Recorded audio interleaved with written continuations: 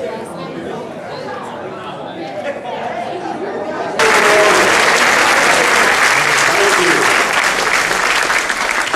is indeed a pleasure for me to be here with you this morning.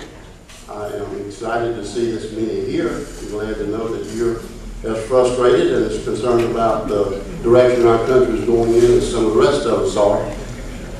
8 years ago, I came to you and asked you for a job.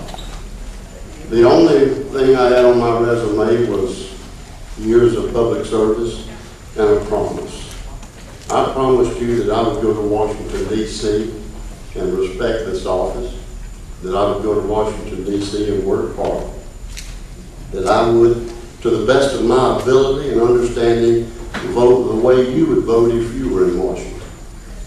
And I have kept that promise. I come to you today with another promise, that I will continue doing the same thing. But I have something to offer you this year that I didn't have at that time, and that's a congressional voting record. So I ask you not to consider what I say I'll do, but look at what I have done. Examine that record. I encourage you to do so. Am I satisfied with progress? No. Am I frustrated like you are? Absolutely.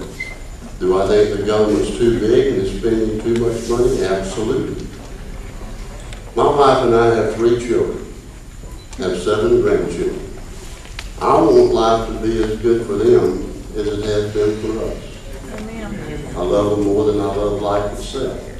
But I'm deeply concerned that they're not going to have the opportunity to enjoy the good things this life has to offer that you and I had to experience. So I'm going to do what I can to continue this battle, bringing our country back to where I think it needs to be. I need your help. Thank you, and God bless you, and it's a pleasure to be here with you.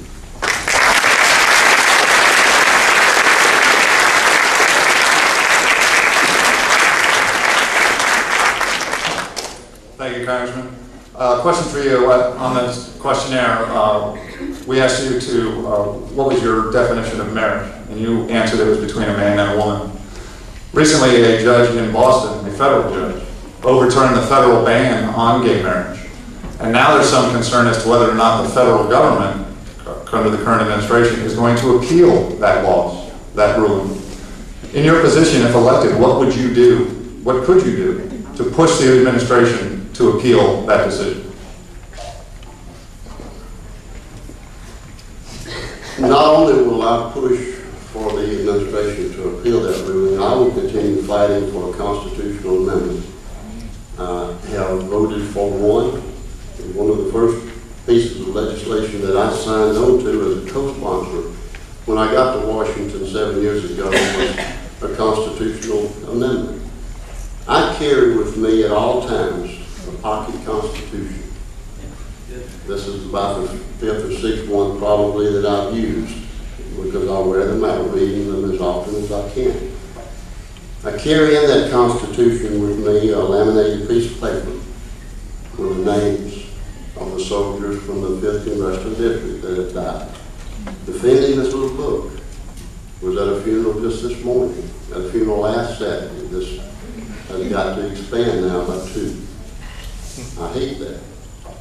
But they're fighting for and dying for this little book. I think that we ought to be very, very careful before we consider amending this. It's only been amended 27 times in 230 years. But I think marriage, as defined by the federal government, is plainly needed in this Constitution. Now, I'm a states' rights activist. I came from local government, represented the police jury for 15 years, the state legislature in Baton Rouge for 15.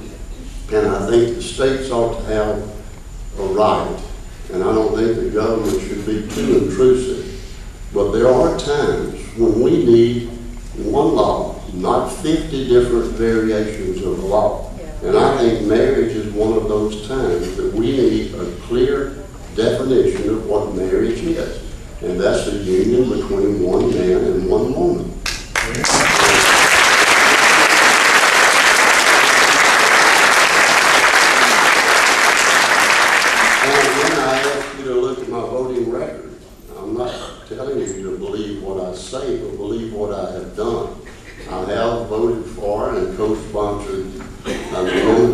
Constitution defining marriage as a union between one man and one woman, and we'll continue that fight.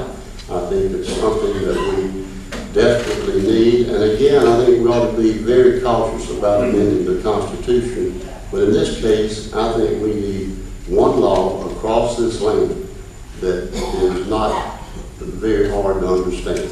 Thank you.